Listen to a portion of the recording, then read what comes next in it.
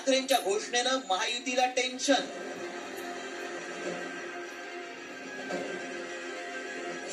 मुंबईतल्या लाडकींसाठी ठाकरेंची नवी रणनीती. विधानसभा निवडणुकीत लाडकी बहीण महायुतीसाठी गेम चेंजर ठरली. मात्र आता ठाकरेंनीही महायुतीचं आव्हान मोडून काढण्यासाठी तोच फंडा वापरण्याची रणनीती आखली आहे. मुंबईत घरकाम करणाऱ्या महिलांना 1,500 रुपये स्वाभिमान निधी म्हणून देण्याची घोषणाच ठाकरेंनी वचननाम्यात केली आहे. त्यामुळे महायुतीचं टेन्शन वाढलंय. ज्या महिला घरकाम करतात त्यांना आपण नोंदणीकृत करून त्यांना आपण महिन्याला 1,500 रुपये स्वाभिमान निधी म्हणून आपण देणार आहोत. एवढंच नाही तर ठाकरेंच्या वचननाम्यात मच्छीमार महिलांसह नोकरदार महिलांनाही साथ घालण्यात आली आहे.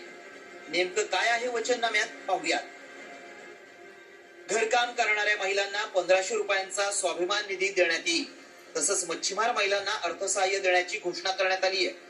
याबरोबरच मुंबईत अत्याधुनिक स्वच्छतागृहांचं मोठं जाळं तयार करण्यात येईल. त्यात प्रत्येक 2 किलोमीटरवर महिलांसाठी शौचालयांची व्यवस्था करण्यात येईल. इतकंच नाही तर नॅपकिन वेंडिंग मशीनची सुविधाही देण्याचं वचन ठाकरेंनी दिलंय. दुसरीकडे ठाकरेंचा वचननामा नसून वाचननामा होता असा खोचक टोला मुख्यमंत्री फडणवीसांनी लगावलाय.